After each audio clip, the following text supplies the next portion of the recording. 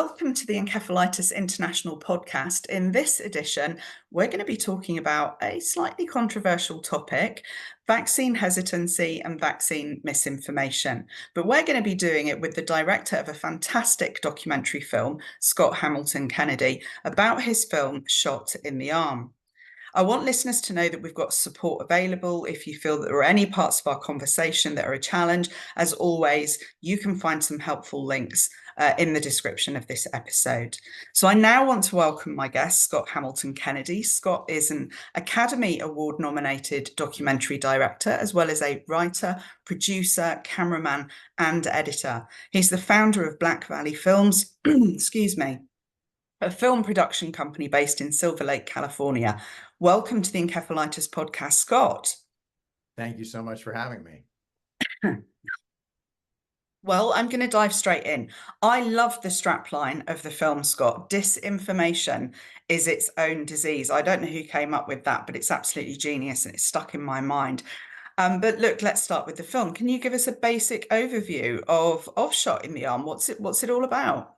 Sure. It's not a quick elevator pitch, but let me give it my best shot.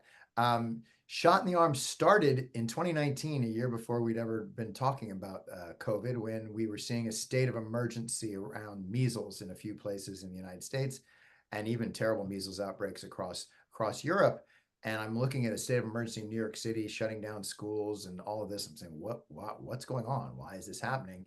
And in my quick Google search, my internet research quickly showed me that in the United States, we could have eliminated measles in 2000 from the United States, like gone.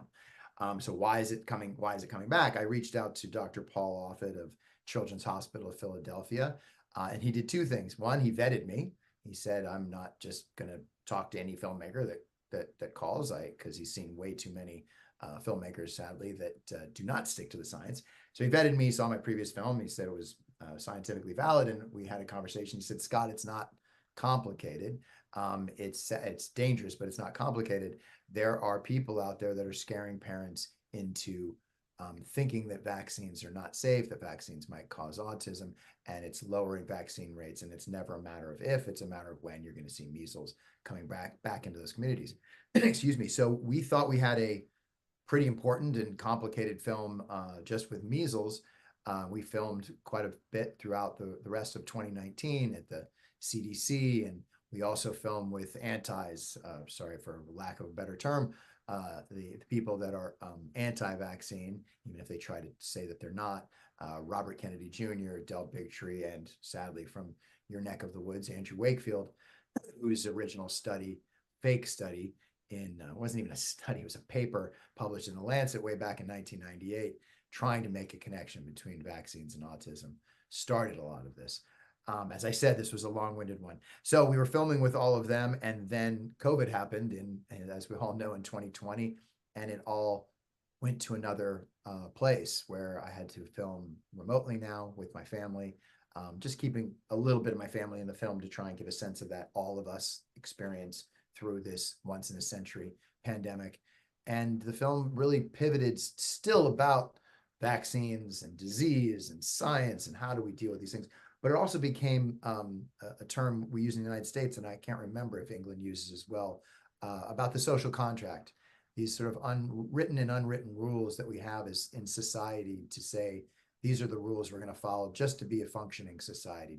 Don't drink and drive, pick up your trash, be a decent neighbor. These amazing things that I hadn't talked about in my life in a long time, and really became what I find to be the timeless elements of this film. So forgive the long-winded answer. It's a complicated film, and yes, that's Shot in the Arm. So it's a film about public health and disease, but also really about trying to be, why is it difficult to be a decent citizen on the planet? Yeah, thank you. Yeah, and I don't want to put words in your mouth, but I think sometimes, and you talked about three kind of disinformation people there, Andrew Wakefield, Del Bigtree, and Robert Kennedy Jr. But what fuels some of this was some of those people are making a lot of money out of this. Without question, yes. Right. It's they say follow the money, the old term from going back to to Watergate in the film All the President's Men, Follow the Money, which is usually a very important place to go. I also try and fight against it because the antis are such good communicators, and they've manipulated cliches like that, follow the money. So we have to be more complicated than that. They've also manipulated we have to be more clever than that. They've manipulated the David and Goliath story, right? They've taken advantage of this iconic story of little person fighting big, individual fighting corporations, individual fighting government, which is obviously a very fascinating story, an important one if the evidence is there. But they've manipulated that into, well, I'm the small one and big has been lying to you forever. When in fact, they're the ones who are manipulating the truth, and usually to drive you, at the very least, back to their egos, but also to their own industries and the industries that support them, be it organic food and chiropractic and alternative medicine and supplements and on and on and on. So yeah, Dr. Wakefield almost triple dipped in terms of the ways he was trying to make money. He was hired by a law firm that was going to sue pharmaceutical companies around the dangers, I'm doing air quotes there to listeners that can't see me, of the MMR vaccine. Not true. Paid him a lot of money. The law firm paid Dr. Wakefield a lot of money. Sorry, Andrew Wakefield, a lot of money to put this fake study together. Sadly, it was published in the Lancet. But the piece that I couldn't even squeeze into the film was Wakefield had a patent on an alternative measles vaccine. So he was going to scare people away from MMR and say, "Oh, look what I have here," which is a classic sort of rule book that they follow. That I'll scare you away from those people, that institution, that product, and magically look what I have here. Buy this one instead. It's really terrible. There's a fantastic book on all of that by the journalist Brian Deer, if anybody wants to find out more information. And, Brian, in his book, I've kind of gone slightly kind of off on tangent here because this is a topic that fascinates me. But Brian makes it very clear. I think one of the big conclusions in his book is that, the real victims in this are the families that these charlatans are, victimizing effectively.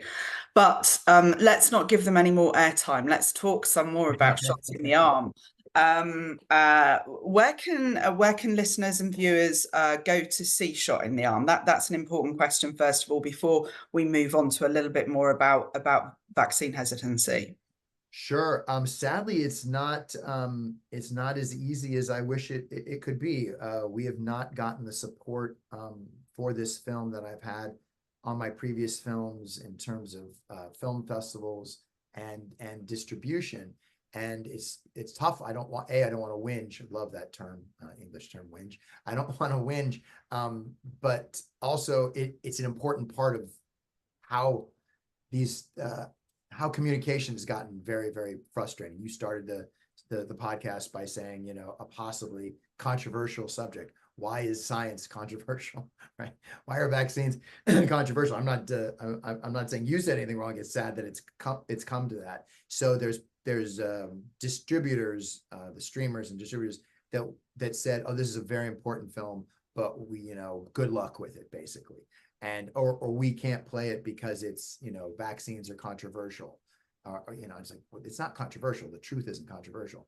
So sadly, currently, the place to find the film is on our website, shotinthearmmovie.com, and you have to request screenings or look out for screenings that we're hosting, because we can't make it completely available yet, because we're going to be on public service TV, PBS, in here in the United States in November, and we do not have a TV deal going across Europe and the globe yet, but we are working on that. And any of your listeners that want to contact us about that, we'd be grateful to have it. You can find everything at shotinthearmmovie.com. Okay, perfect. Well, we've seen the movie, as you know, and we did a screening. I think it was the UK premiere in London, which you joined us for. So yeah, I do recommend it. It's definitely worth watching if people head on over to your website. In terms of making the film, what did you find were the primary drivers that contribute to vaccine hesitancy? Great question. And it's so hard because I'm gonna do a tangent on science communication. It's uh, it's easy to say, well, someone's vaccine hesitant and they're just wrong about the science, right? You're just wrong. The science is incredible about the amazing public health success that are vaccines. As Paul Offit points out in the movie, that we've come to live 30 or 40 years longer because of the success of multiple vaccines, and the science is there to support that. And forgive my language, you're wrong and you're an idiot if you don't trust and believe in that science. Not good science communication. We want to connect with what is driving their fears, and usually what's driving their fears can be valid, or it could be based on misinformation from somebody who's a clever communicator like Andrew Wakefield. So we want to have empathy for people that come to be hesitant if they think that a vaccine may have harmed their child or could harm their child. Obviously, that's terrifying. I'm a father of two parents, and when we were having our first child in 2006, the Wakefield fake study was still very much had an influence. It still has an influence. And some of our own friends said, well, don't vaccinate, don't get all the vaccines, or maybe you shouldn't vaccinate, or spread it out. And we said, why are they saying this? But luckily, we were humble enough to go to doctors, our own doctors, family friends who were doctors, and it was just unanimous: get the vaccines. They're very safe. And I was grateful as a parent also that was off my plate. I had a million other things. My wife and I had a million other things as a parent. I like to say that they lower your shoulders, right? It's like these decisions, the antis are scaring you and raising tension in your shoulders, where it's like, there's enough tension. It's a complicated enough world. I'd rather know what's actually true and base my decisions on that. So I got astray. So it's a fear of, could the vaccines do more harm than good? Not true. It's a distrust of government. It's a distrust of big, as we said a little bit earlier, and sadly, it's also driven by a little bit of selfishness. I think I know better.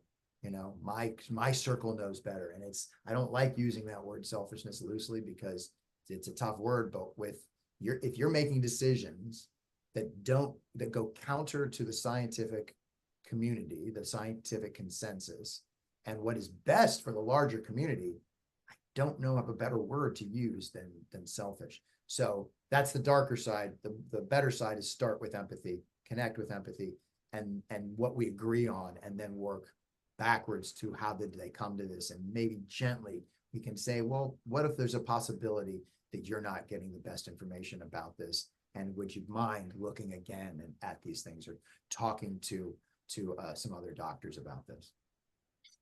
You've mentioned Paul Offit a couple of times since we started this pod. So how did you select the people, the individuals, the communities that were featured in the film? Oh, thank you. Yeah, it's one of the most exciting and daunting elements of trying to tell a documentary story, is who are the people that are going to tell the story? What are the stories that are going to tell the story? And then who are the people within those stories? So yes, casting, it is very much an important part of documentaries.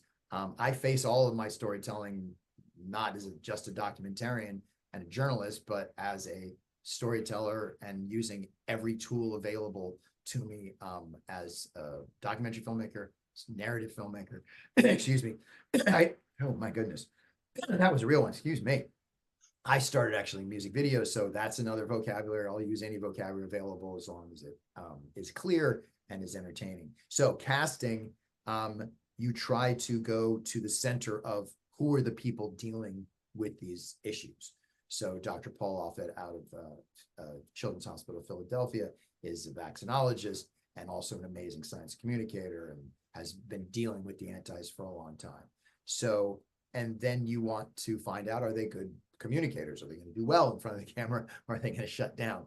Clearly, that's not going to help you as a filmmaker. And he's amazing. He's just an incredible communicator. He's tough. He's funny. He's not afraid. He's brave. He'll take on Robert Kennedy Jr. head on and do it in a clear way, and have the evidence supporting it, and also funny, which you can't ask for more than that. And then you try and fill the whole story out with people that are in the middle of these stories, but also might bring a different energy or different point of view or different piece of information. So the nurse Belima Marcus, who is a nurse in the Orthodox Jewish community in Brooklyn, which was dead center of the measles outbreak and state of emergency back in 2019, and then was a nurse during COVID as well. Amazing, also an amazing communicator and really in a complicated situation. So yeah, you try and fill in with that. And then as I said earlier, we want to, excuse the term, put the villains in the film too, just like any good storytelling. And so I filmed with Robert Kennedy Jr., Andrew Wakefield, and Del Bigtree, and use obviously archival footage with them as well. But the interview with Robert Kennedy Jr. was probably one of the most interesting and heartbreaking and strange elements of the film, but very, very important, because I want as a storyteller that people tell their own stories and let the audience come to conclusions. Obviously, I'm telling a story, so I'm trying to help point you to what's the most important elements of this, but let them do it in their own words, really let them hoist themselves by their own petard as that goes, which I hope I'm using that correctly. Yeah, it certainly was. I think it was one of those moments in the film where you're not quite sure as a viewer, did I hear that correctly? And you rewind and go, yep, no, he is actually saying what I think he's saying, you know? So yeah, absolutely. Have there been any challenges that you experienced? I mean, maybe from the vaccine hesitancy or the anti-vax movement. Yeah, have there been any challenges in that respect since the film came out? Have you had any backlash? Surprisingly, not that much from the antis. They've been a little quiet. Del Bigtree has his own news program, which I'll let your viewers and listeners go and see if it's really is it a news program if you're only talking about anti-vaccine issues. It's not really a news program. And he had on our executive producer and wonderful science communicator, Neil deGrasse Tyson, agreed to go on his podcast to talk about the film and talk about other things. So Del Bigtree tried to swing at the film in that podcast. He'd never seen the film, which is one of my favorite things, when somebody slams something that they've never seen.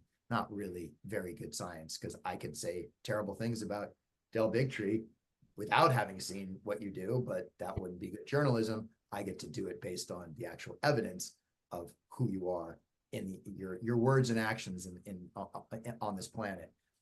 So yeah, surprisingly, not a lot. Probably the bigger challenges are ones that we've talked about earlier, is just getting the entire world to see the film, and that even some people that are pro on the science might not support seeing it in as energetic a way as we would hope. Not just hope, that we've seen the scientific community say we need this film, that they still might not play it because they're worried about the quote unquote controversies around vaccines. And it makes me very sad, because it really lets the bullies win. Yeah. Right? So bullies are going to say, oh, it's not fair. It's a biased film. It's one-sided, which it's not. See the film and decide for yourself. Or don't poke the bear of, if it's a political bear or whatever term you want to use. It's like, I didn't poke the bear. The bear has been poked. We're trying to use quality storytelling, evidence-based storytelling, and empathetic storytelling to show how dangerous it is, disinformation is, and lack of decency, how dangerous these things are to a functioning society. And the people that have seen the film see that it is about that, and we're very honored. Yeah, absolutely. I mean, from your experience of making the film, did you find that there were any specific groups, any specific kind of demographic groups that are more likely to be vaccine hesitant, and why do you think that was? It's a good question. I don't think that there are groups, but it's usually that they're targeted to pull out those groups. Autism, I'm not an expert on autism, but the people that either found out that their child was autistic or were in the United States were often privileged white families. And that doesn't mean that autism doesn't people are that there's that autism is based on race in any way.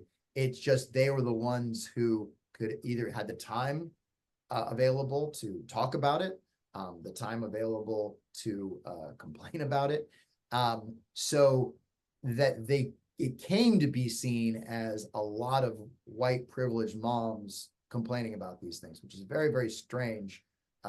That became a bit of a cliche, but usually it's a community that's been targeted.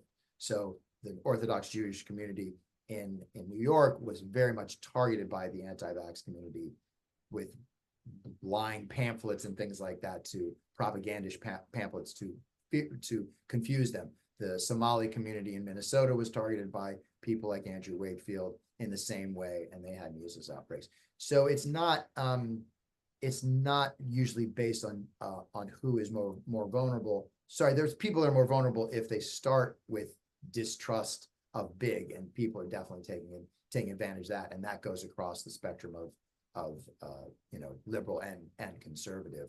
And I just hope, again, we have the humility to pause and say, maybe am I getting something right or wrong, right? Not just to follow our gut or follow the social media feed that is our friends and the people we trust in, and obviously follow our confirmation bias, which I'm sure a lot of your listeners understand what confirmation bias is, when we only look for evidence that supports our beliefs, and pause and say, well, how do I check that, right? That we're not living in a time where humility is celebrated, and I hope we can get back to that.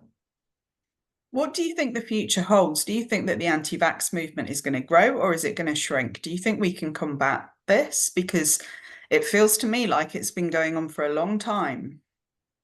Yeah, it's a very good question, and it's a sad one. And I failed at it before. In the longer version of how this film came to be, a wonderful doctor out of UC Berkeley in the United States, and he runs Dr. John Schwartzberg, and he runs a great organization that all of your listeners can find thanks to the global internet, called the Berkeley Wellness Letter. The Berkeley Wellness Letter is exactly what it sounds like. It's a journal where doctors vet information and then communicate it to the public, to translate it to dummies, excuse me, being funny, to people like myself who are not scientific experts. So it could be as innocuous as different types of sunblock. What's the best sunblock? Do you need sunblock? To vaccines. And John and I worked together. He was actually my pediatrician as a child in Berkeley, in the Bay Area, growing up. And then before he started this organization, and he was an expert in my previous film, Food Evolution, foodevolutionmovie.com, which was a reset of the conversation around GMOs. Very similar conversation to anti-vax, which I would love your listeners to go find. And he said, after we finished Food Evolution, so late 2018, he said, Scott, what's your next movie? You should really take on these anti-vaxxers. And in my wisdom, I said, oh no, John, those guys are going to burn out. How could they possibly last? They don't have the information. The science is completely against them. Cut to 6 months later, and the story that I already told, state of emergency in New York. And then it happened all over again with COVID, where we were hoping that a once in a century pandemic would stop this, insane distrust of science and denial of the best information, but it only got worse. So I am hopeful. I'm definitely hopeful. I try not to be a cynical person. I'm a skeptical person, but not a cynical person. I'm hopeful that the science is going to win out, because it has to. It has, by the largest numbers. The science does win to make us more safe, or even, forgive the tangent, but Volkswagen, when they cheated on their emissions tests and lied about the fact that how much their engines were actually lowering emissions, and they lied to the public. Science found them out, right? So science is going to find out and help us continue to do better. So I'm hopeful, but we're living through a strange time in terms of decency and our relationship to the verifiable truth. And all I ask is that we beat the drum of how important it is to follow the best science and the best decency. Well, I mean, I think films like Shot in the Arm are important in terms of, educating, a wider public on some of these issues. But based on your experience of making this film, what strategies do you think are going to be most effective in addressing vaccine hesitancy? How can people fight this in the most meaningful way? Wonderful. You asked the big important questions. Well done. So I'll go micro and macro, and always do I get it backwards? Micro is small, macro is large. Okay. Yeah. So micro is we all can, and I would dare I use the word should be science communicators, right? It's not just science communicators, it's truth communicators, decency communicators. So if you're sitting on a plane next to somebody and you start talking about things like science or vaccines, and they might be anti or have some misinformation, you try and connect with them as best you can, again, leading with decency and connection and empathy to hear them out, and then say, well, what if I told you that, this evidence globally, from the scientific community globally, the same scientific community that's making sure this plane is staying in the air and the doors aren't flying off, forgive me, there are mistakes that happen. Those are mistakes that happen. But by the numbers, the just incredible success of scientific institutions to make our living on this planet a little bit safer, let us live a little bit longer, all agree that the consensus is that these vaccines are incredibly safe and incredibly helpful.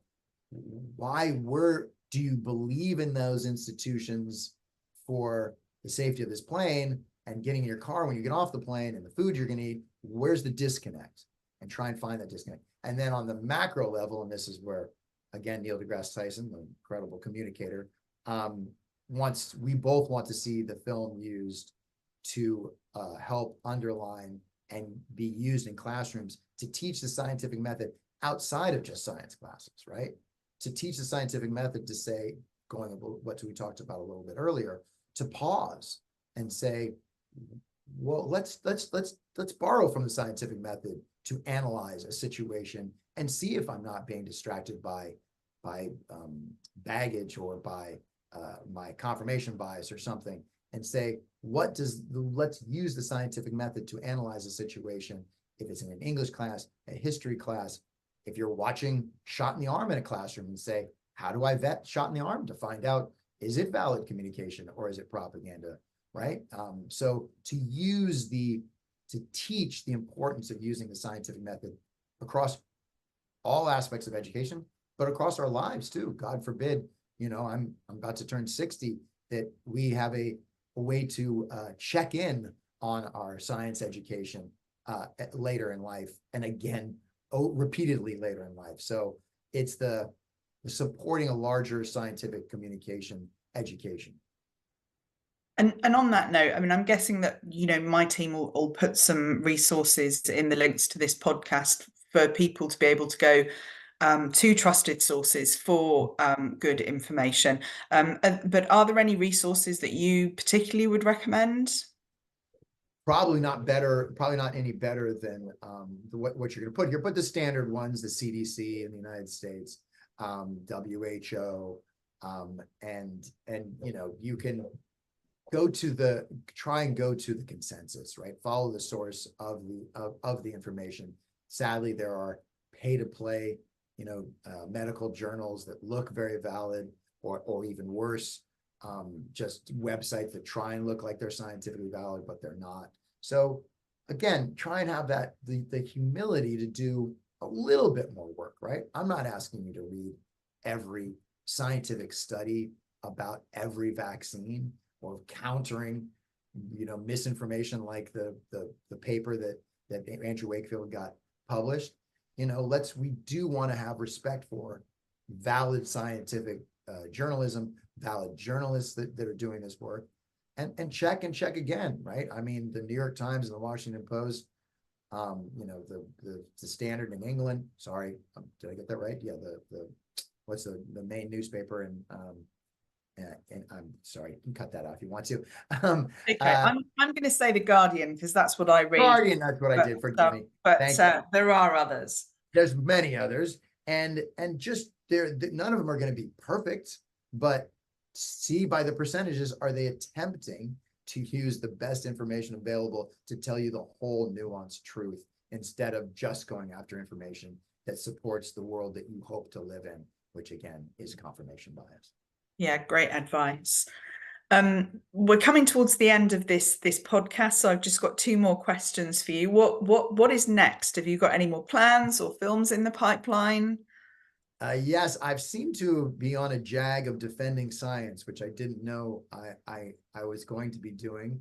Been really enjoying it, and it's a great honor. I was just, going back to 2014 before Food Evolution was brought to me by an organization that wanted to make a movie about food and science and the fact that our population is screaming to 9 billion people by 2050 and how we're going to feed them safely and sustainably.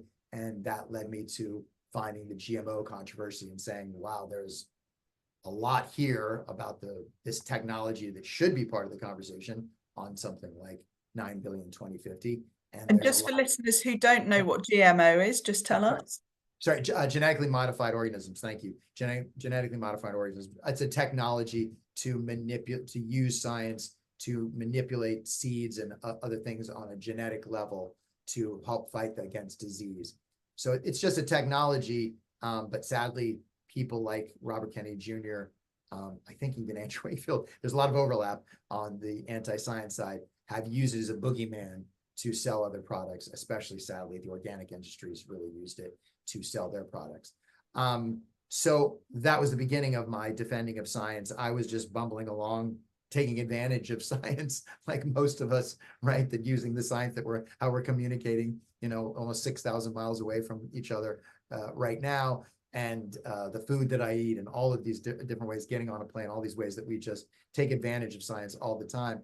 And so I am looking at a 3rd science film with the working title Toxic, that's looking at the legal systems that are been manipulated by antis. So the toxic tort litigation, where there are lawsuits making upwards of $54 billion annually, suing over issues that do not have scientific validity. So again, with GMOs, suing the Monsanto company, now Bayer, saying that glyphosate Roundup causes cancer and there's no evidence to do it. Johnson & Johnson looks like they're going to go bankrupt because clever lawyers try to make a connection between their talc, their baby powder, and ovarian cancer. No scientific evidence to support it, but a few cases have been won, and huge amounts of money that might bankrupt this company. So I'm asking us,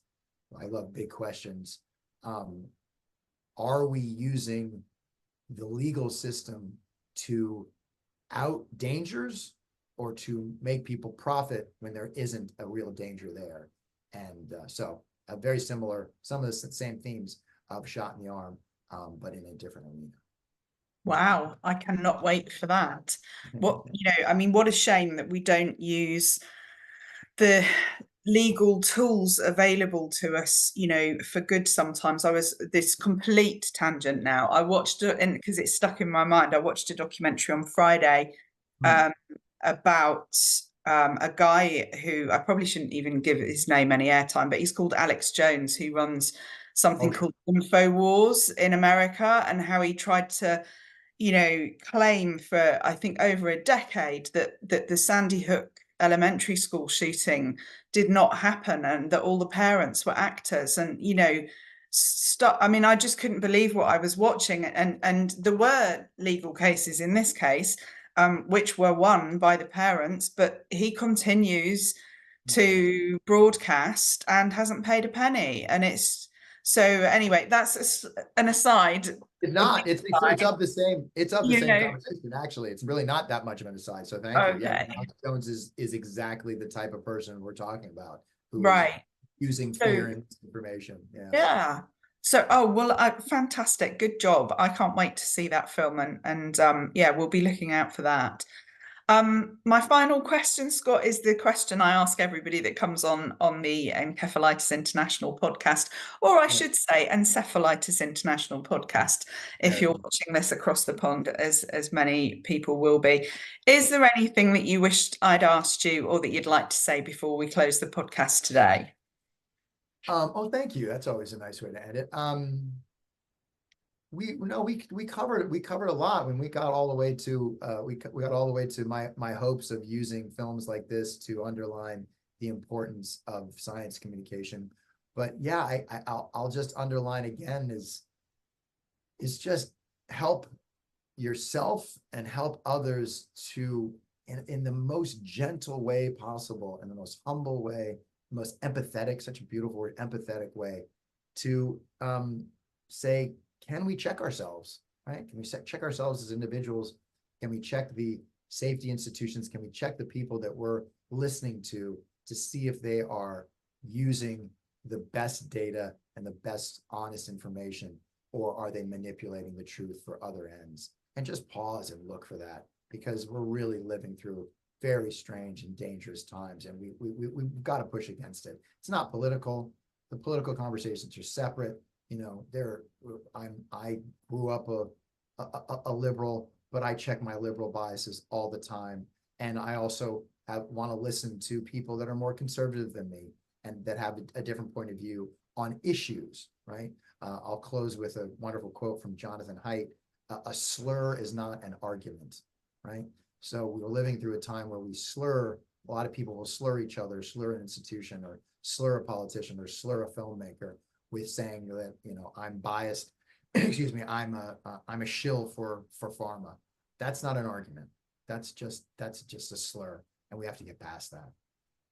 Thank you, Scott. That's a fantastic way to bring the podcast to a close. And on that, I'm gonna finish as I started with your quote. You know, from your film, "Disinformation is its own disease." And to quote you from what you've just said, we have got to push back against this. So thank you, Scott, so much for taking the time to drop by the Encephalitis podcast today.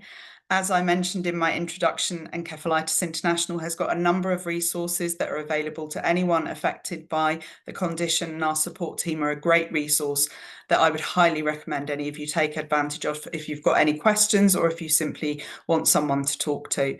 You can find all the information that you need about Shot in the Arm film and about Encephalitis International in the podcast descriptions.